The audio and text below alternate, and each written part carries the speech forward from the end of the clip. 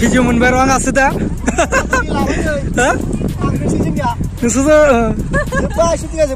जोब्बाय नायहरदो गासिबो खनसे खनसे मोनसे सर्ट भिडिअ लाबाय आरो मिउजिक भिडिअ बेबो कभार भिडिअसो नोंथांखौ आर्मि बायदि नुदो नंगौ थेंक इउ दा जों थांनो लाबाय जायगा नायहैनि र' नागारजुलिनि जायगाफोरखौ दा मायाव दोङो जों दा जोङो बाल्थिं दैमा खाथियाव दङ सेरावनो आरो जिं जिं बाल्थिं दैमा जिं जिं दोङो गोलैलांगोन दा गोथौथार आरो नायहर नायहर मानसिफोरखौ नै दुनियानो न' बानायनानै जिरायना पार्टि जादो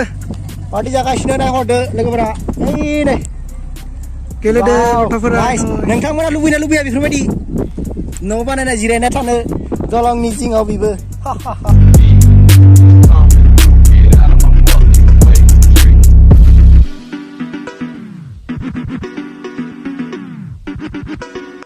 सापात बागान जिं एसे बेरायनो थांसै ओरैबायदि गुसुं जाबायना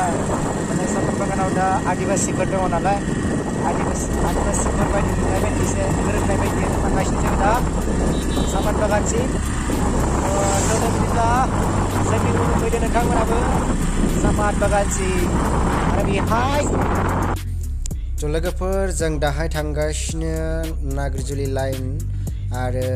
जोङो दासान्दि बाल्थिं दैमा सेराव दङ बेनिफ्राय जों थांगासिनो नागारजुलि सापात बागान सेरसिम थौदो बिदिब्ला लोगोफोर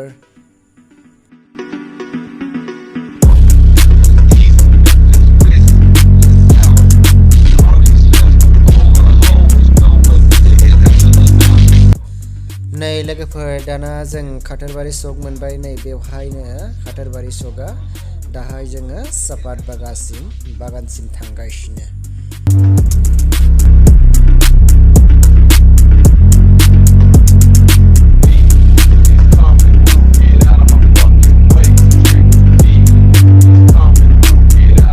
गोबां मानसिफोरा 15 आगस्टनि थाखाय बेरायफैदों बेजोंहाय माने जायगाफ्रा बिराद समायना दङ नालाय आरो नै नागारजुलि बाजारा बेजोंनो थौदो आरो नै लोगोफोर बेजोंहाय दङ नागारजुलि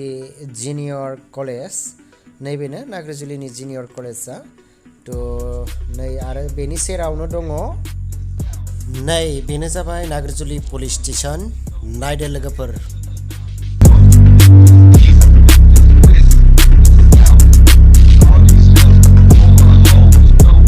बेजोंहाय थाङो लोगोफोर जाखाय खना थाङो बगामाथि डिमाकुसि गासै मोनजोबगोन बेजा ओमफ्राय जोङो बांद्राय गोजानाव थांलायला बेवहाय बेरायनोसै नामा बागानाव हाबनो हायाखै माथो आच्छा लोगोफोर बागानावबो हाबनो हायाखै आरो बेजों सिगांथिं एक्सुवेलि पुलिसफोरा चेकिं खालामगासिनो जों साथाम गाखोदों बेखायनो माने जों बेजा थांथ'लासै गिदिंफिननानै फैफिनबाय जोङो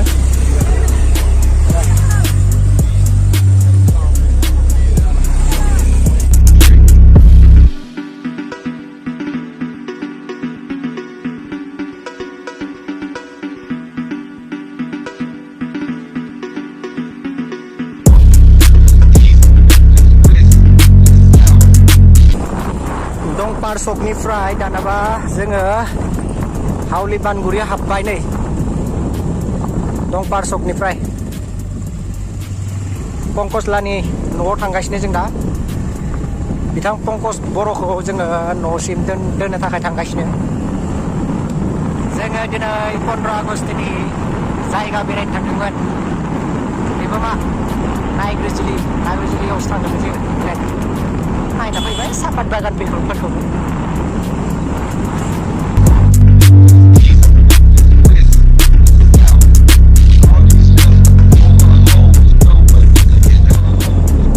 नोंथांनि न'सिम थांनोसै नोंथांमोना नायबायल' थादो बारलांबायमोन जोङो उनथिंहाय गोग्लैलांसिगोन जोङो नै भिडिअ खालामनायावनो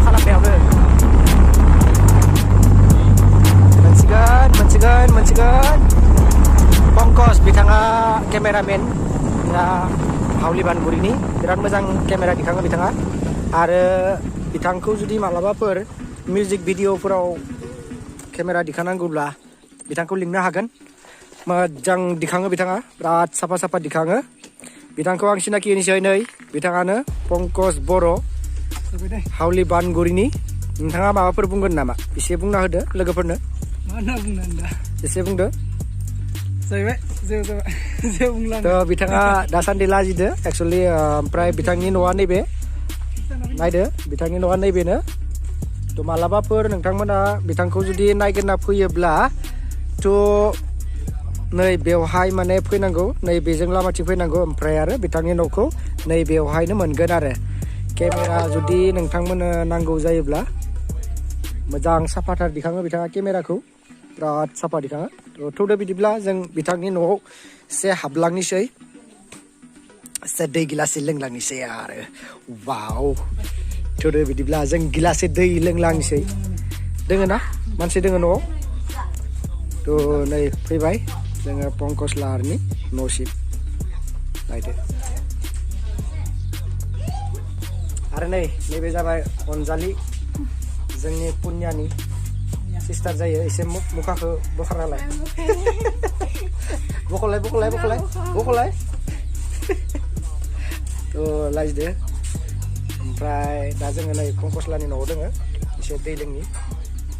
नायदो थ' नायदो पुनिपार हावलियाव नैफोरबायदि माने मन्दिर मोनगोन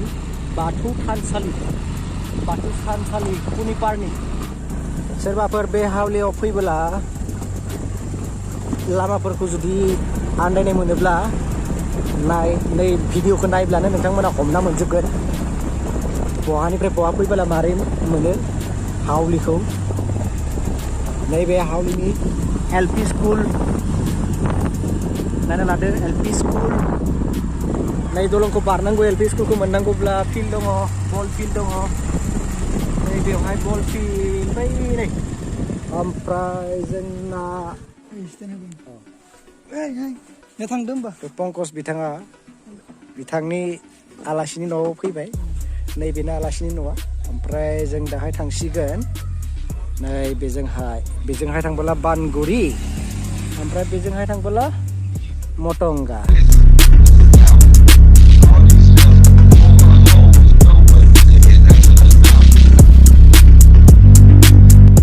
दाहाय माने हावलिनिफ्राय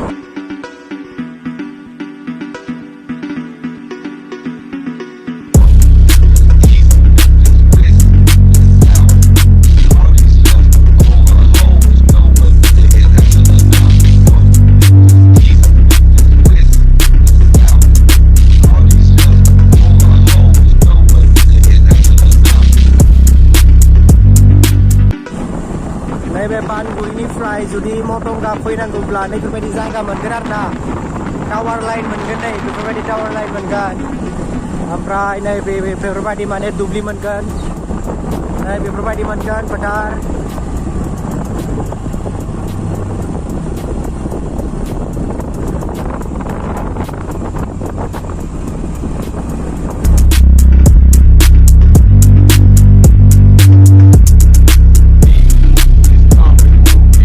नैफोरबायदि तिनिआलि मोनगोन थ' बेजोंहाय कुसुबारि ओमफ्राय बेजोंहाय सौरागुरि एन्ड देउलगुरि थ' बेजोंहाय सिदा थांबोला देउलगुरि मोनो लोगोफोर नै बेवहाय सिदा थांनांगौ नैबे लामाया देउलगुरिनि लामाया नैबेनो ओमफ्राय जों दाना थांसिगोन नैजोंहाय मटंगा चक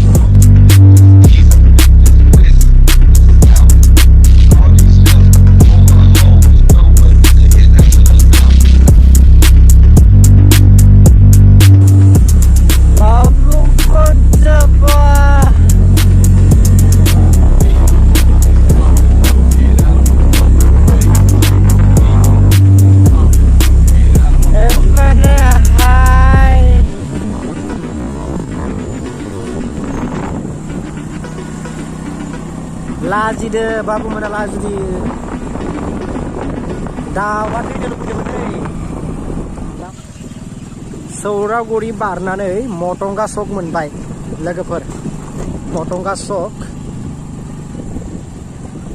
फैबाय नै बेवहाय थाङोमोन नाग्रिजुलि हा जों दा मटंगा सक मोनबाय नायदो लोगोफोर मटंगा सक बेजा रोङिया आरो बेजोंहाय भुटान नैजा रोङिया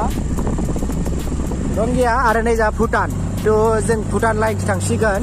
जोंनि न'आ भुटान लाइनथिंनो तामुलपुर क'क्राझार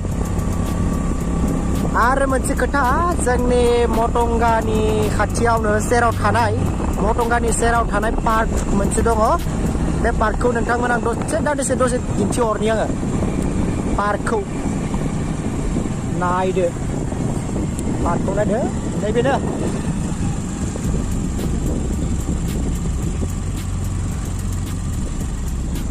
बेनोमोन तामुलपुर पार्कआ थ' जोङो दाहाय थांसिगोन क'क्राझार आरो नैबे जाबाय प्रेमनगर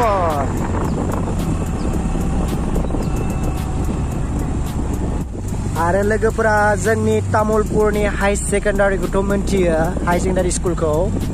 नायदो नैबेनो हाई सेकेन्डारि स्कुला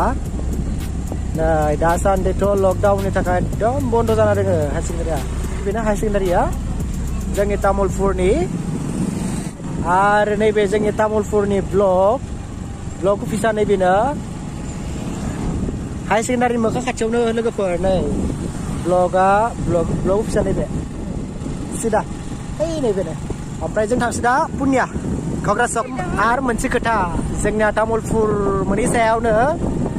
ब्लक अफिसनि सेरावनो थानाय नैबे हाथाय शुक्रबार आरो समबाराव हाथाय जायो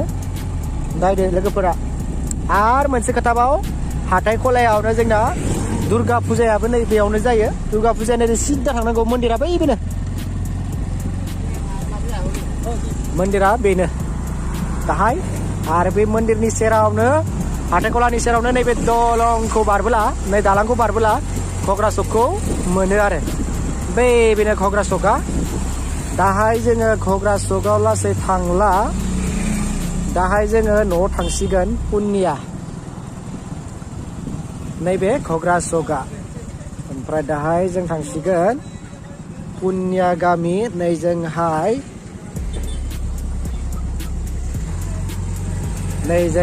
पुनिया आरो पुनियाथिं हाबलांब्ला स्पर्ट्सनि तामुलपुर स्पर्ट्स अफिसा नैबेनो नै पुनियाथिं हाबोबानो माने स्पर्ट्सनि माबाखौ मोनो आरो अफिसखौ ओमफ्राय तामुलपुर ब्लक कंग्रेस कमिटि नैबे अफिसा कंग्रेस कमिटिनि आरो नैबे मन्दिरा पुनियाव हाबनाय लोगो लोगो नै बेजोंनो आरो मन्दिरखौ मोनखायो शिब मन्दिर नैबेनो शिब मन्दिरा आरो दाहाय नै शिब मन्दिरनिफ्राय बिनानावा सलायसिगोन स्कुटिखौ नैला नैबेनो आरो ना दाहाय बिनानावा सलायसिगोन आरो स्कुटिखौ आं बेनो होबाय स्कुटिखौ सालायनो दा सिगाङाव दोनजागोन नामा बक्सआव नालाय आं बागोन नलबा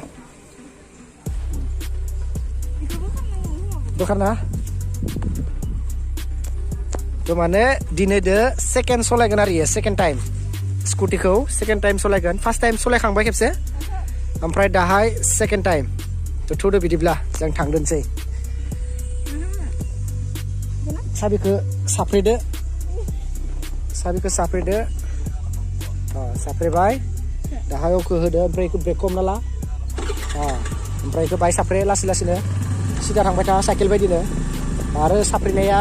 बेसेबां जराव लासै थांनो लुबैयो बेसेबां आरो ना मिडियामाव थांबाय था नायदो समायना न' लुबाय जोंनिया पुनिया गामियाव थौदो लोगोफोर जोंनि टाइम सलायदों बिथाङा नै बेजों गिदिंनांगौ आरो नैजाबो थांजायो नैजा सर्टकाट जायो खिन्थु लामाया गाज्रि एसे जों ओइजा थांगोन मेन लामाथिं नोंथांमोनाबो मालाबा फैबोला मेन रडथिंनो फै नै बेजों बे लामाजोंनो फै पुनियाव फैबोला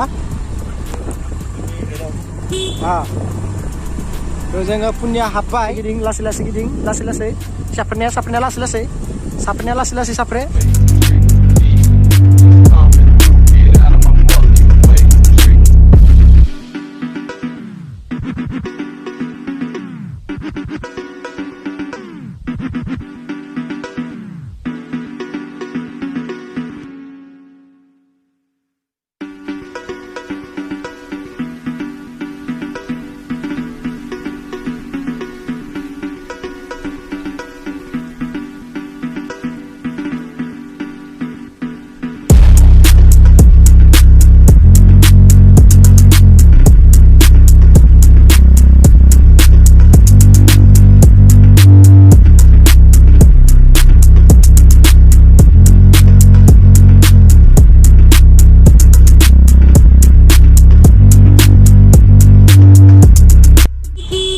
गामि नाय बिराद मोजां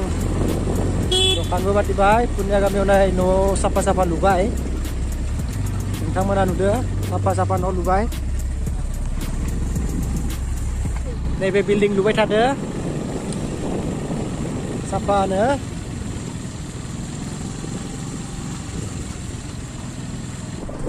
बायला जिला जोंनि न'आ जोंनि न'खौ बायला जिलाखाय दिन्थिला आङो नोंथांमोननो मालाबा दिन्थिसिगोन बायला जिला नै बेनो जोंनिया न'आ बै नै बायला जिला आरोना